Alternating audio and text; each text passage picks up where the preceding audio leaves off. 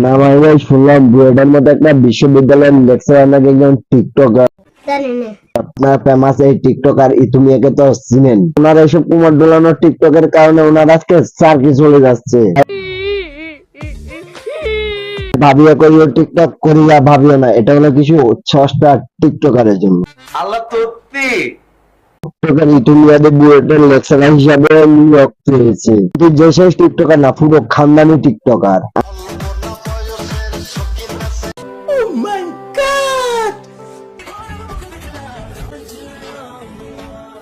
আমি তো ভাবতাম মানুষ পরিবর্তনশীল, কিন্তু টিকটকার না।